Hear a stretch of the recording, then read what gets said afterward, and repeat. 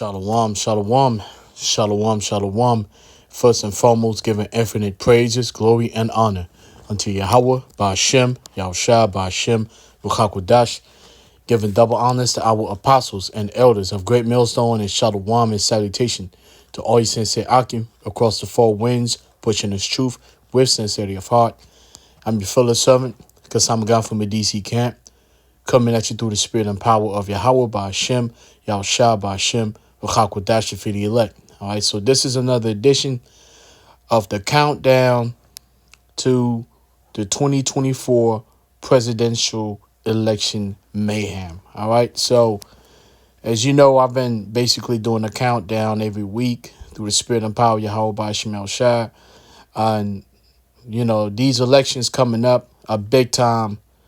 It's not to be downplayed, man, because there's a lot going on behind closed doors, and these things are about to be revealed. I believe that the United States of America, according to the Bible, known as the virgin daughter of Babylon or Babylon the Great, we are entering into the last days of the old version of Babylon, all right? And we getting ready to enter into a new version of Babylon, a more dictatorial version of Babylon. And I'm going to bring some examples of ancient Rome going through similar changes, because Rome started off as a republic, just like the United States started off as a republic.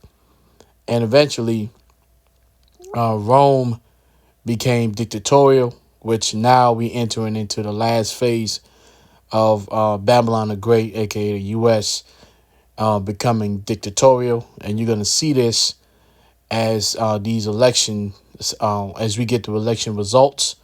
As you see right here, it's 19 days, about 5 hours from when this video was made. So we have 19 days to go before you start to see the final phase of Babylon the Great. All right, so as you know, right now, you have early voting. You know, that's the news. You have early votings kicking off in 10 more states. So it tells you about the polls and so on and so forth. You know, you have to understand that the voting process is bread and circuses at the highest level. It's a theater, all right? It's political theater that involves the brain dead, all right? The brain deads, the dummies of Babylon the Great, all right? People that are completely in total slumber and believe that salvation is going to come via one of these two political parties, all right? Whether it be Hillary Clinton, Kamala Harris, and Trump, all right? Now, you so-called Negroes, Hispanics, and Native Americans, all right, known in the United States as the minority, really, you know, at this point, you should already know we are indeed the children of Israel, the true descendants of Abraham, Isaac, and Jacob. You should already know that the individuals living in the land of Israel, the Jewish community, they are not the true descendants of Abraham, Isaac, and Jacob. You know, even there's DNA evidence that they're not the Hebrew Israelites. So being in this land of captivity, you know, you have to remove yourself from the ways of Babylon, all right? Because the Bible states that ultimately Babylon, aka the U.S., is going to go out via thermonuclear missiles in this upcoming Third World War. And you don't want to get caught in that. That's why the prophets of the Lord were sent to warn you and to prepare your house. But before the nukes and all the fire and the brimstone, what you're going to witness is savagery. You're going to witness mayhem, and you are going to witness martial law. All right. Now, you see right here, I always got this map. This is the actual, it says 270 because, you know, it says 270 to win. So this is the actual 2024 presidential election interactive map. So it kind of tells you what's going on. And I've already explained what a civil war would look like. It wouldn't look like the old Civil War. It would be actually neighbors with different political agendas going at each other with firearms and basically killing each other. All right. And of course, the United States government will have a hand in that as far as setting up false flag operations to get the people confused and killing each other. Why? For the purpose of instituting martial law, because once martial law is instituted, then you could do away with the United States Constitution. So your rights, your so-called rights and amendments will be amendment. They will be done away with. All right. Now, without further ado, now, of course, I've already, looked up the word mayhem. I try to always do that. I'm going to try to skim through this really fast because I have some articles with some very important details of what you should be expecting as all hell breaks loose in the upcoming months. Mayhem is violent doing of a bodily hurt to another person, injury, wrong, a hurt, harm, damage. Now, when you go to martial law, now a law is an ordinance, but martial, what is martial? Martial means warlike or pertaining to war. All right, so if you have a situation where the nation is collapsing because of civil unrest or civil war, what you have to do as a state, as a government, you have to unleash the National Guard, the military, and things get out of hand. You can actually ask for help from the United Nations so they can send you some backup in the form of blue hats or peacekeepers. All right. So these are the things that you have at your arsenal as a government to basically quench the rebellion and the revolutions and the civil unrest. So it says martial means warlike or pertaining to war. All right. And it says it goes back to Mars, or the so-called god of Mars. It says the so-called Roman god of war, which is known as Mars. So that's where you get the, March and all that other stuff. So that's why you get a lot of wars that start up in March. So you have to understand what this is. Now, since it's stated the Roman god of war, how about we take a leap back into right here, ancient Rome. All right. So we're going to take a leap back into ancient Rome. And this right here is an image of basically this was it was this docuseries in I believe in Netflix about ancient Roman Empire. I mean, they have many of them, right? This is one of the ones that I actually watched from beginning to end. And if you have, you will recognize this individual, this oracle of Rome. And at this particular juncture, Gaius Julius Caesar came back, crossed the Rubicon with his army, came back and instituted martial law. All right. And the big fat oracle right there was basically letting the whole nation know that martial law was instituted. In the back, you had the Praetorian Guards and and basically the army, the Roman military marching up and setting up martial law. Now, we call it martial law, but in ancient Rome, because as you know, the Romans spoke Latin. So in ancient Rome, it was known as Senatus, Consultum, Ultimum. I'm going to read that again. Senatus, Consultum, Ultimum. All right, so we are going to read what that stands for. So this is what martial law, what you call martial law, this is what the Romans called it. All right, so let's read. It says the Senatus, Consultum, Ultimum, final decree of the Senate, often abbreviated the SCU, is the modern term given to resolutions of the Roman Senate, lending its moral support for magistrates to use the full extent of their powers and ignore the laws to safeguard the state. Just like I stated, when martial law is instituted, because it's not a matter of if, it's a matter of when, because as we know, chaos is going to erupt in every city when we get the outcome of the elections, regardless of who wins. If Hillary, I keep saying Hillary, if Kamala Harris wins, you're going to see eruptions on the left, on the right, actually the Republicans, conservatives, the MAGA people, and of course, even if they don't want to erupt, the United States government is going to have their hand to play on that with false flag operations, and they can always blame it on the conservatives. And on the flip side, if Trump wins, you're definitely going to have, Black Lives Matter, George Soros group, with the help of the government, burn down cities and try to, and then commit violence to try to take down Trump. And, just watch the movie Civil War that just came out a couple months ago, and you should understand exactly what I'm talking about. We living in some serious time, all right? Serious, dangerous time. And that's why, as men of the Lord, prophets, we are to warn the elect of the nation of Israel, the 144,000 and 1/3, of the calamities that are coming upon Babylon the Great. All right? The decree has been interpreted to mean something akin to martial law. I'm going to read that again. The decree has been interpreted to mean something akin to martial law, a suspension of constitution, or a state of emergency. However, it is generally accepted that the Senate did not have power to make or provide exceptions to laws.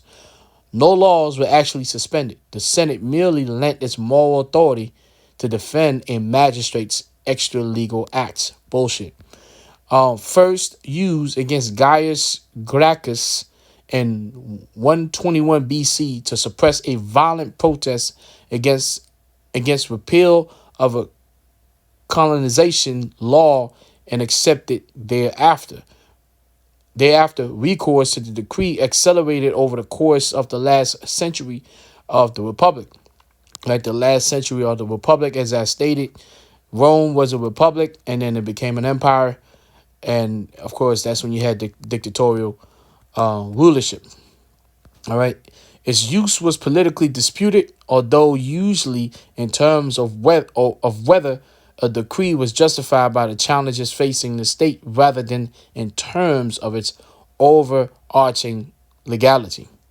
All right. So name, as you see right here, it says, it says the decree does not have a specific name in the sources where it is usually mentioned by quoting what was obviously its opening advisory statements to the magistrate who had it passed. Rather, it is a modern term that emerges from Julius Caesar's Commentari de Bello Civili, in which he writes, recourse is had to that extreme and final decree of the Senate. All right, so the extreme and final decree of the Senate. So that's basically the idea of martial law. It says Caesar coined the term from his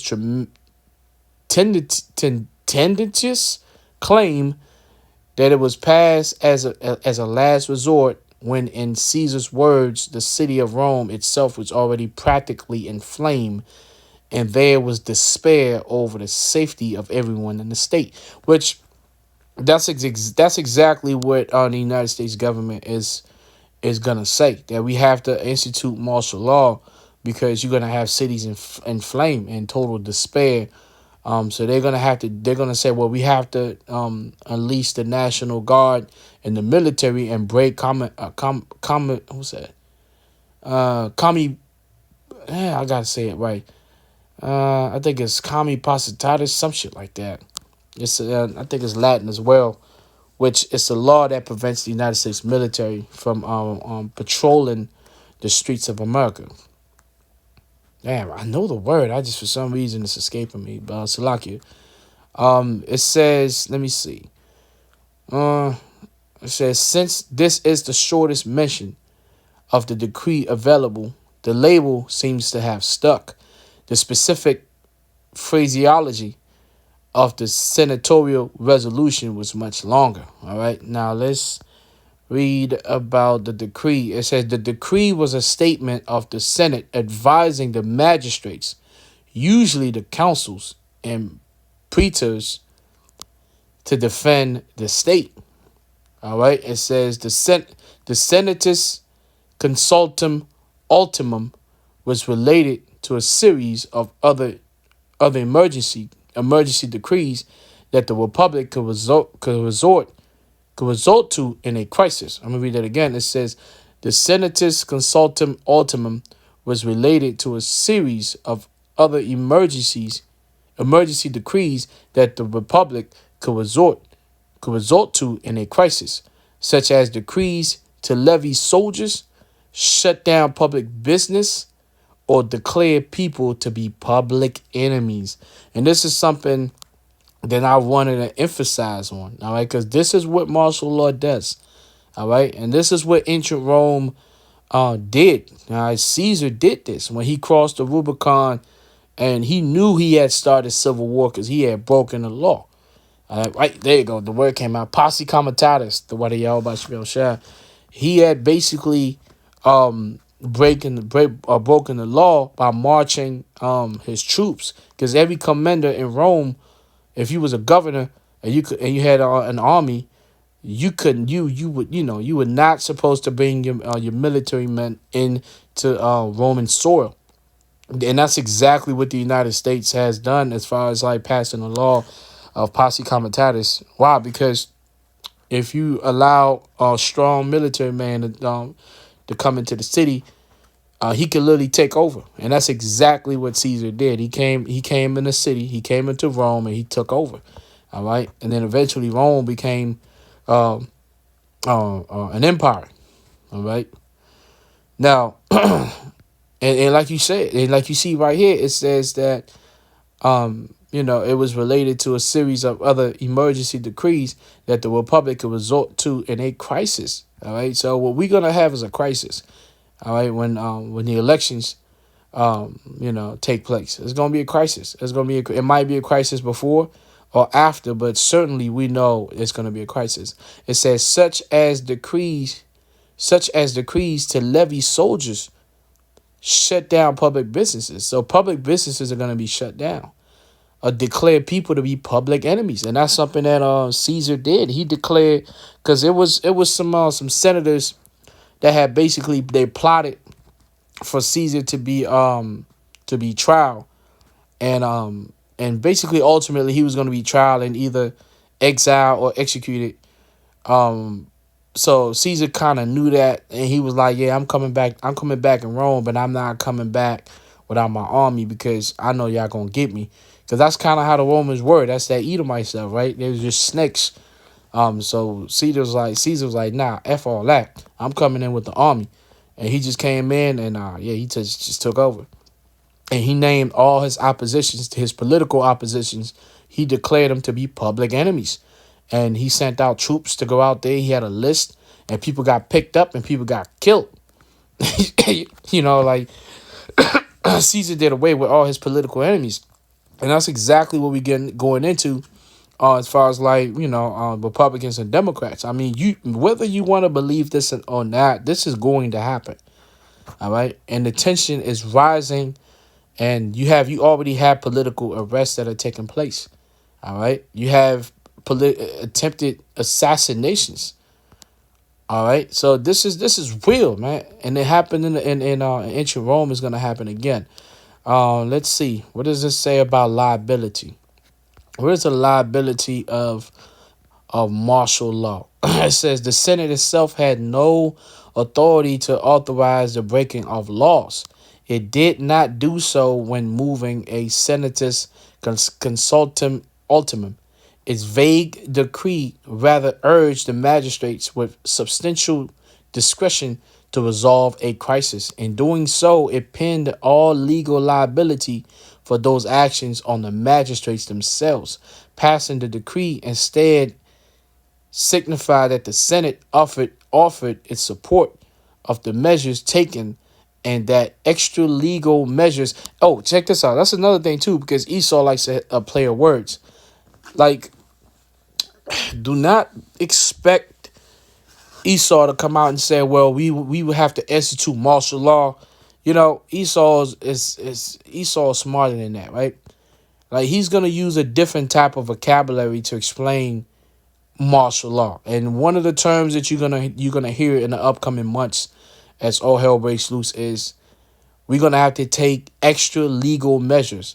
Now, when you hear that term, extra legal measures, it means that your laws and your rights are going to be done away with, quote unquote, temporarily, until peace is restored in the nation. So every time Esau uses the word extra legal measures, that means that he's using dictatorial powers. But he's not going to use the word dictatorial or martial law. All right. So you got to be hip to the devil. That's why the scripture calls the so-called white man the devil that the Bible speaks of, the man with the forked tongue, the serpent.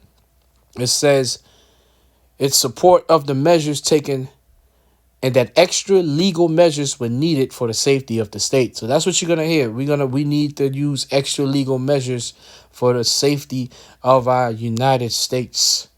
And then you're gonna see here, we're gonna, then you're gonna hear God bless you and God bless the United States of America. And then you're gonna see the National Guard and the military just storm like stormtroopers out of Star Wars, man. And it's gonna be craziness. Absolute madness, right? So now, speaking of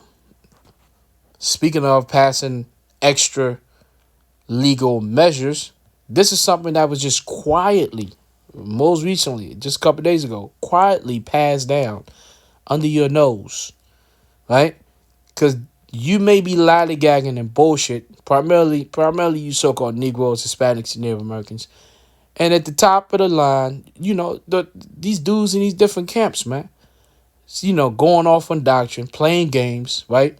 Setting up debates for filthy lucre's sake, right? Being exposed to be, wolves in sheep's clothing, playing games, man. While the whole time this government is getting ready to put you Negroes into subjugation. All right, so without further ado, let's read it. This is irate4 by 4.com, and the title says U.S. DoD, Department of Defense, U.S. DoD Directive 5240.01. It says assist law enforcement, but with a twist. All right, so what does it say? It says today, 12:29 a.m. All right. It says, anyone see this? Anyone see this one?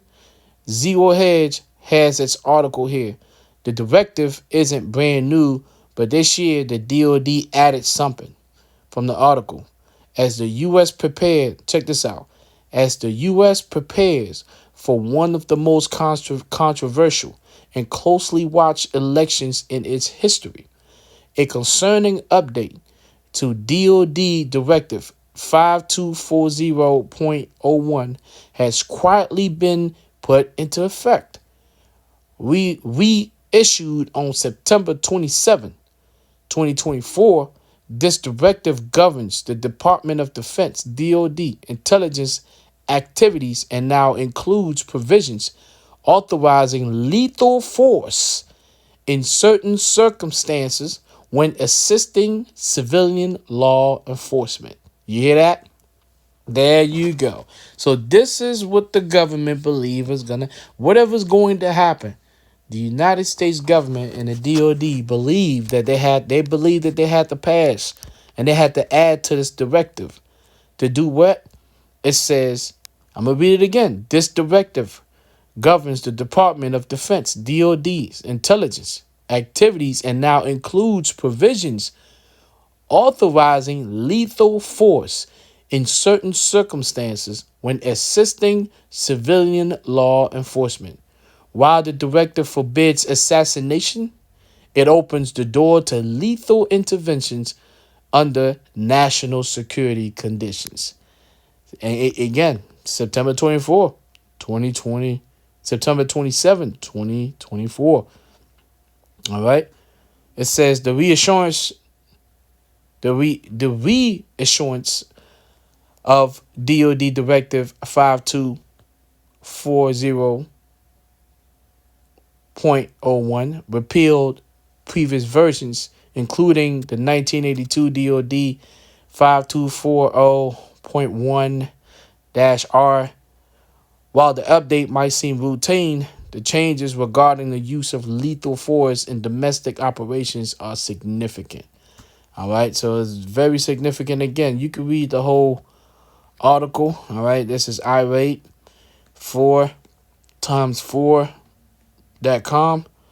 And again, it's the U.S. DoD Directive 5240.01. So it was just adjusted, and now they were given the authority to use lethal force in in certain situations when chaos erupts about these elections. So listen, the reason why we're going into this, man, because it's the spirit of the Lord.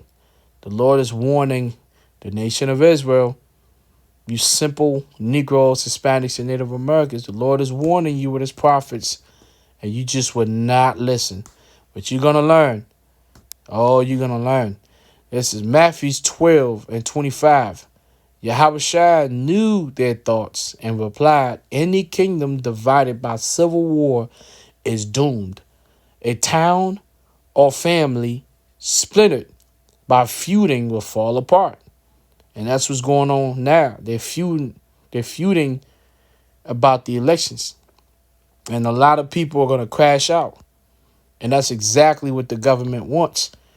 So they can implement martial law. All right. And again, like I showed, it happened in ancient Rome, is going to happen again, because the United States is the reincarnation of the spirit of ancient Rome. Now let's conclude with 2 Ezra 15, and we're going to go straight to the main points. Verse 14, it says, woe to the world and them that dwell therein, for the sword and their destruction draweth nigh, and one people shall stand up to fight against another, and swords in their hands. For there shall be sedition among men, and invading one another. They shall not regard their kings and princes, meaning their politicians, and the course of their actions shall stand in their power. A man shall desire to go into a city and shall not be able to. Why? Because martial law will be instituted. Okay? Verse 18, for because of their pride, the cities shall be troubled, the houses shall be destroyed, and men shall be afraid. A man shall have no pity upon his neighbor, but shall destroy their houses with the sword. Why? Because the Republican neighbor is going to want to go out there and smoke the Democrat neighbor, or the Democrat neighbor is going to want to do the same thing.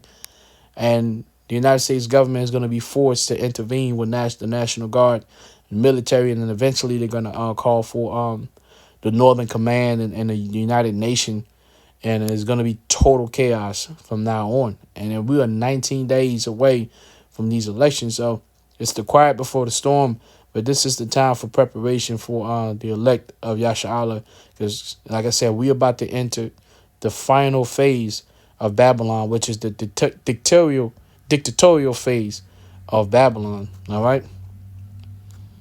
A man shall have no pity upon his neighbor, but shall destroy their houses with the sword and spoil their goods because of the lack of bread and for great tribulation. So that's the lesson for the day. When it comes to the election, the countdown to the election, you just have to be prepared, man. That's all you can do. At the end of the day, the Lord is going to protect the footsteps of the elect. All right, He's going to protect us from being taken, and but we're going to have to be around to witness the destruction of the wicked, the destruction of the 2/3 of the nation of Israel. The majority of you Negroes, Hispanics, and Native Americans, you're going to perish. And of course, ultimately, Lord willing, we delivered so we can watch the lake of fire, all right, which is Babylon the Great engulfed in nuclear fire. All right. So with that, I'm gonna say Call Halal Yahweh Ba'Hashem, Yahushua Ba'Hashem, B'Chakodash, giving double honors to our apostles and elders of Great Millstone. Shalom and salutation to all you sincere Akim. Across the four winds, pushing this truth with sincerity of heart, because I'm a guy from a DC camp. Shalom.